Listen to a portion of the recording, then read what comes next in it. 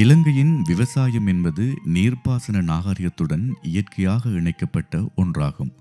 வானிலை மற்றும் காலநிலை தன்மைகளின் அடிப்படையில் இரண்டு முக்கிய பருவ காலங்களை பற்றி நன்கு அறிந்த விவசாயிகள் ஆதி காலத்திலிருந்து பல்வேறு நீர் முகாமைத்துவ கொள்கைகளை பயன்படுத்தி தங்கள் விவசாய நடவடிக்கைகளில் ஈடுபட்டு வருகின்றனர்.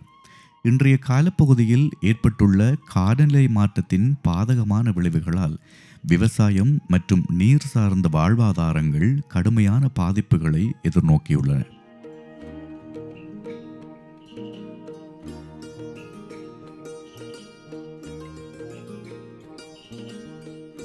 இவ்வாறானதொரு பின்னணியில் நீர்ப்பாசன அமைச்சினால் அமல்படுத்தப்பட்ட குளங்கள் கிராமங்களுக்கான மறுமலர்ச்சி திட்டத்தினூடாக ஆற்றுப்படுக்கை அமைப்புகளின் நீர்முகாமைத்துவ கோட்பாடுகள் நடைமுறையில் செயற்படுத்தப்பட்டு வருகின்றன.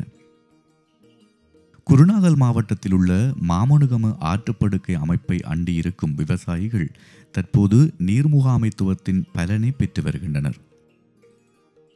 நீர்முகாமைத்துவத்தை செயல்படுத்துவதில் முதல் கட்டமாக குறிப்பிட்ட போக கூட்டத்தை நடாத்த வேண்டும். அதன்படி அந்தந்த பகுதிகளில் பருவகால கூட்டத்துக்கு நிர்ணயிக்கப்பட்ட நாளில் அந்தந்த விவசாய சேவை நிலைய எல்லைக்குட்பட்ட விவசாய ஆலோசகர், விவசாய ஆராய்ச்சி மற்றும் உற்பத்தி உதவியாளர், அரசு அலுவலர்களோடு விவசாயிகளும் ஒன்று கூடுவார்கள். போகங்களுக்கான பணிகளை தொடங்கும் முன் குளங்களில் தற்போது உள்ள நீர்மட்டம் குறித்து கவனம் செலுத்தப்படும். போக கூட்டத்தில் முடிவெடுப்பதற்கு முன் குளங்களின் நீர்மட்டத்தை நீர் கட்டுப்பாட்டாளரிடம் இருந்து தெரிந்து கொள்வோம். நேற்று அது 1.2 மீட்டராக இருந்தது. தற்பொழுது எங்களிடம் 15 அடி ஏக்கர் கனஅளவு நீர் உள்ளது. அதாவது 100க்கு 1 வீதமே நீர் உள்ளது. மேலும் வானிலை முன்னறிவிப்புகளின் அடிப்படையில் விவசாயிகளுக்கு விவசாய காலநிலை ஆலோசனைகளை வழங்கிய பிறகு விவசாய ஆலோசகர் இந்த பருவத்தில் பயிர் அல்லது இனம் குறித்து விவசாயிகளுடன் உடன்பாட்டை எட்டுகிறார். இப்போது நாம் என்ன வகையான நெல் இனம் என்பதை முடிவு செய்வோம். இந்த காலப்போகத்துக்கு 352 விதை நெல் விதைக்கிறது நல்லோன்னு சொல்லி நினைக்கிறேன். இந்த பெரும்போகத்துக்கு 307 விதை நெல் நல்லது. இந்த போகத்துக்கு 352 விதை நெல் நல்லம்.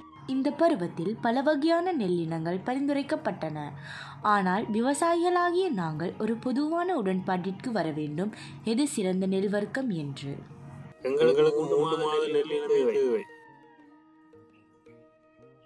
குளங்களில் உள்ள நீரின் அளவு மற்றும் வானிலை முன்னறிவிப்பை கருத்தில் கொண்டு பொருத்தமான நெல் மாதிரியை அனைவரும் ஒப்புக்கொள்ள வேண்டும்.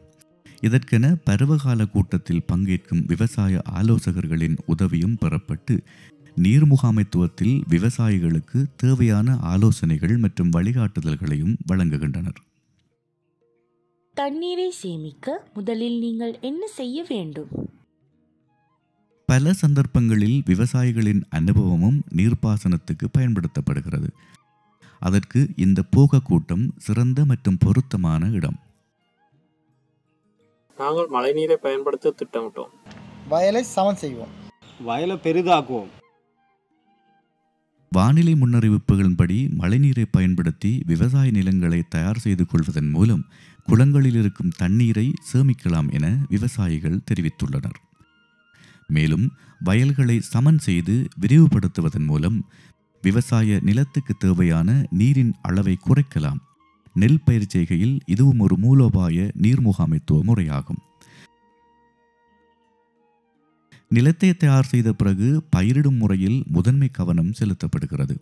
குறைந்த அளவு நீரை பயன்படுத்தி அதிக விளைச்சலை பெறுவதற்கான முறைகளான நெல்லை விதைக்காமல் நாற்றை நடுதல் அல்லது பரசூட் முறை போன்ற பயிரிடும் முறைகள் இருக்கின்றன. இது குறித்து விவசாய ஆலோசகர்கள் மூலம் போக கூட்டத்தில் விவசாயிகளுக்கு தகவல் தெரிவிக்கப்படுகிறது.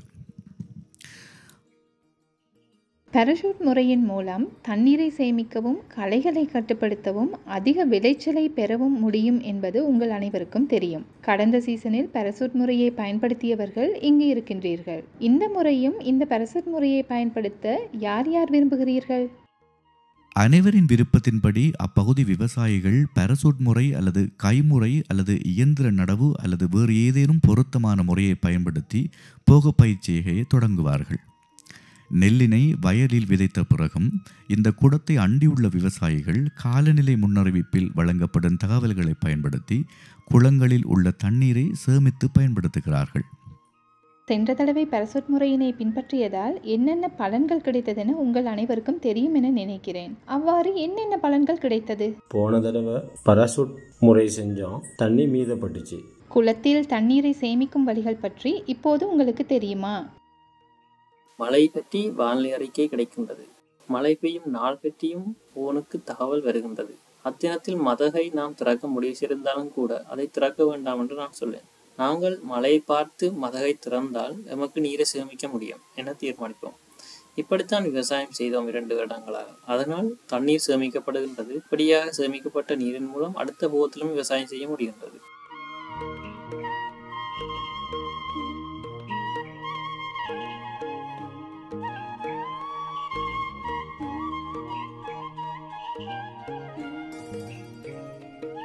அத்துடன் மழைக்கு ஏற்ப குளத்திலிருந்து தண்ணீர் திறப்பதை கட்டுப்படுத்துவதற்கு மிகவும் திறமையான மற்றும் பயனுள்ள நீர் முகாமைத்துவ அமைப்பாக AWD என்றழைக்கப்படும் ஈர உலர் முறையை அடையாளம் காணலாம்.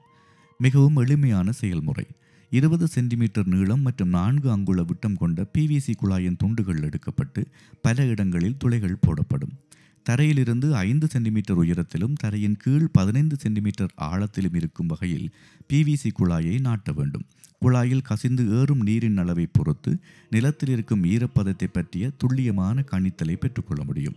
இதனால் தேவையில்லாமல் தண்ணீர் தேக்கி வைக்க தேவையில்லை. தேவைக்கு மட்டுமே தண்ணீர் வழங்க முடியும். இதன் மூலம் குளங்களில் உள்ள நீரை முகாமை செய்து பயன்படுத்த முடிவதோடு நியாயமான முறையில் நீரை விநியோகம் செய்யவும் முடிகிறது. இந்த AWD முறையை பயன்படுத்தி செயற்படுத்துவதனால் இத்திட்டம் மட்டுமல்லாது இதன் மூலம் பயன்பெறும் விவசாயிகளின் எண்ணிக்கையும் அதிகரித்துள்ளது.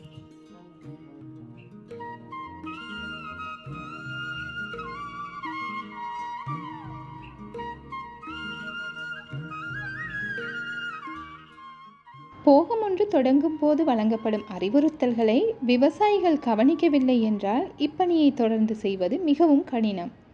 எனவே உங்களது ஆர்வம் மற்றும் பங்களிப்பே இந்த திட்டத்தின் வெற்றிக்கு பாரிய பங்களிப்பு செய்கின்றது. நீங்கள் உங்கள் ஈடுபாட்டினை அதிகரிப்பதன் மூலம் எங்களுடன் இணைந்து பணியாற்றினால் மாத்திரமே உங்கள் விளைச்சலையும் அதிகரித்து நாட்டின் உற்பத்திக்கும் எங்களால் பங்களிப்பு செய்ய முடியும். குளங்கள் கிராமங்களின் மறுமலர்ச்சி திட்டத்தின் வழிகாட்டுதலின் கீழ் போக கூட்டங்கள் போன்ற உயிரோட்டமான சமூக பங்கேற்பு முறைகள் மூலம் நீர் முகாமைத்துவ கோட்பாடுகளை நடைமுறைப்படுத்துவதோடு இந்த விவசாயிகள் 2 பிரதான போகங்களான பெரும்போகம் மற்றும் சிறுபோகம், பருவங்களுக்கு மேலதிகமாக ஒரு இடைப்பட்ட போகம் ஆகியவற்றை திறம்பட இப்போது பெற்றுள்ளனர். இதன் மூலம் அறுவடையின் அளவை அதிகரிக்கவும் திட்டத்தின் இலக்குகளையும் முன்னேற்றத்தையும் அடைய முடிந்தது. இதன் மூலமான எதிர்கால தேசிய உணவு உற்பத்தியில் நீங்களும் நாமும் நிச்சயமாக அங்கம் வகிப்போம் என்பதில் ஐயமில்லை.